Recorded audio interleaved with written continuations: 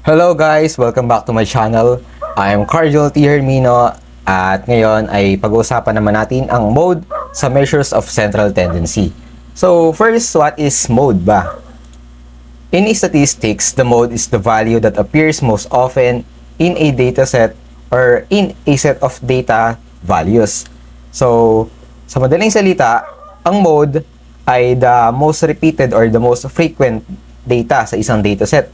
So, ang mode ay yung madalas nag-a-appear sa isang data or ito yung nauulit or yung data that appears many times, ganun.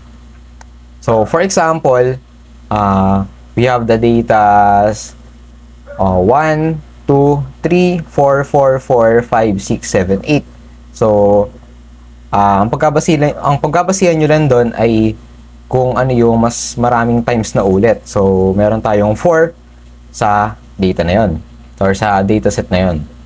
And paano nga ba makuha ang mode? So, syempre, meron tayong formula dyan. We have the formula for ungroup and group data. Pero sa ungroup data, parang wala naman tayong halos magagamit na formula dyan dahil yung ungroup, syempre, sabog-sabog siya. Or you can arrange it naman para makuha yung mode. Or the first thing you need to do para makuha yung sa dataset na sa set na yon to find the mean, median, and the mode. So before the mode, we have to find the median. Sa median kasi, we need to arrange first the data from least to greatest or depende sa'yo kung malaki muna to papaliit. So ganun. Kaya mas madali mo na siya ma-identify kung ano yung mas madalas maulit. So sa ungroup data, it is the most frequent data nga or the most repeated data. And then sa group data, ang formula natin dyan is X na may parang baliktad na V sa taas or parang putol na triangle is equal to X sub LB or the lower boundaries. Pwede rin naman siyang is equal to X or is equal to LB na lang or the lower boundaries nga. Pero ito yung ginamit kong formula para mas madali. Pero sa formula naman din nagbabago yon sa sagot, hindi rin naman. Ganun lang din naman siya. So, we have X na may triangle nga or V na baliktad is equal to X sub LB multiply by delta 1 over delta 1 plus delta 2 multiply by I or the class interval. So, dito sa ungroup data, the data below are the scores of students in an English test. So, we have here 18, 19, 20, 21, 22, 23, 24, 25, 25, 28, 28, 29, 30, 30, and the last one is 30. So, we need to find for the mode sa ungroup data. Kasi syempre, ungroup to. So, mas madali na natin ma-identify dito. Pero kung titingnan nyo nga lang yung data, mas madali nyo na, mas kita nyo na agad kung ano yung mas nauulit na number or data. Dito kasi mas madali dahil naka-arrange na siya, pero kung sabog-sabog siya, depende rin sa inyo kung mas gusto nyo mapadali, i-arrange nyo muna siya o kaya ay malalaman nyo na maagad kung sa tinginan pa lang. So dito, we have 30. Siyempre, 3 times siya na ulit. At di tulad sa 25, 25, 28, and 28. So dito kasi merong, for example, yung 25 natin, 3 times din siya na ulit. So, ang mode ngayon natin dito is 30 and 25. Ang tawag doon ay bimodal kapag meron tayong dalawang mode. Pero kung 28 ay nagtatlo rin. So, we have 3 modes. Ang tawag doon naman ay trimodal. So, ang magiging mode natin ngayon dyan is 25, 25, 25. Or, mali pala, 25, 28, and 30. Kasi meron tayong tatlong 25, tatlong 28, tatlong 30. Pero kung wala naman to, ayan, kung eto nga lang data sa to, dahil dalawa lang sila, yung 25 and 28, at yung 30 ay mas lamang dahil 3 times siya na ulit. Kaya, ang mode natin is equal to 30. Ayan, ganda na siya. Identify mo lang siya kung ano yung mas madalas na ulit. So, next naman, kung may ungroup tayo, syempre meron tayong group. So, ang formula nga dito is x na may baliktad na phi is equal to x sub LB multiply by the delta 1 over delta 1 plus delta 2 multiply by I. So, ang tawag dito sa triangle na to ay delta. Where x sub LB is the lower boundaries of the model class. And the delta 1 is the difference between the frequency of model class and frequency of the next lower class interval. And then, sa delta 2 naman, it is the difference between the frequency of model class and frequency of the next higher class interval. And then, the I is the size of the class interval. For example, we have here a table. Table 1 shows the score of 50 students in an examination. So, tama ba? 50 to? Compute nga natin. So, we have 2, 4, we have 10, we have 16, we have 10, we have 16, we have 21, 30, and then we have 30, 40 yata to. We have 3, 4, 10, 16, 21, tama ba? 21, 30, 40. So, we have 40 students here. And then, we have the total frequency of 40. And then, ito yung example niya. Ang class interval natin is 98 to 100 and so on. So, frequency naman natin ay 2116659 So, how to compute for the mode? Kung ganito, hindi tulad sa kanina, sa ungroup, syempre, mas madali siya ma-identify. Sa group data naman, organized nga siya, kaso, mas mahirap naman siyang i-compute. So, dito, hindi katulad sa mean and the median, kailangan natin ng class mark or at fx or the cumulative frequency. Dito naman, we need two datas lang. You have class interval and the frequency. So, the first thing we need to do is to find the model class. Ano nga ba ang model class? Ang model class is the class interval, ito class interval, with the highest frequency. So, yung class interval daw na may pinakamataas na frequency. Ano nga ba yung pinakatas na frequency dito? So, we have 9 here. So, ayan. Ang magiging model class ngayon natin is ito. Ayan. So, that is our model class. We have 80 to 82 na of class interval and 9 para sa ating frequency that is denoted by F. And then, para mas madali kayong i-compute ito, maglagay tayo ng yan, x sub LB is equal to, and then delta 1 kasi ito yung didistribute natin mamaya sa formula. Then delta 2 is equal to, and then the I or the class interval.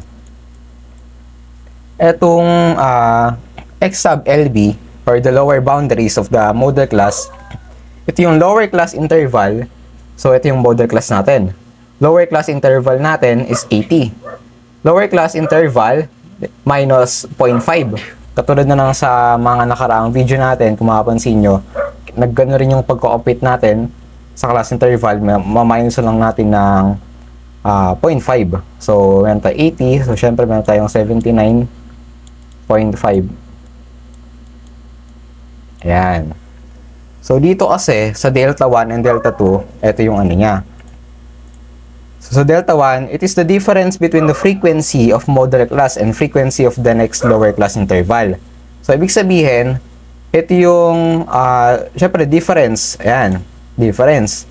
Pag difference, anong operation ang ginagamit natin? Syempre, subtraction or minus. So, mag-minus lang natin yung frequency of the model class and then the frequency of the next lower class interval. So, eto.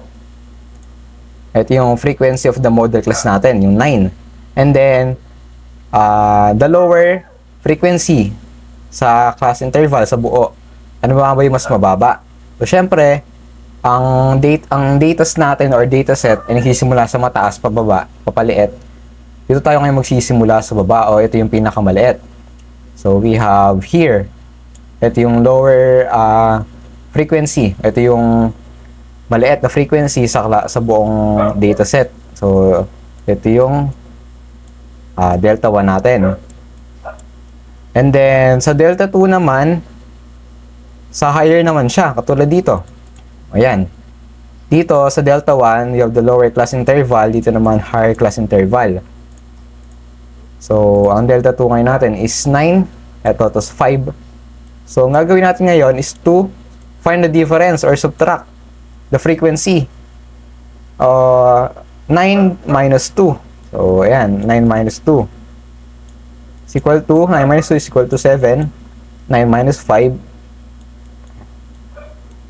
is equal to 4. Tama.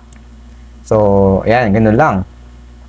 Sa I naman natin, or the size of the class interval, so meron tayong 80 to 82. So, hanapin mo lang ang class interval sa model class. O, pwede rin kasi dito kasi same lang naman siya.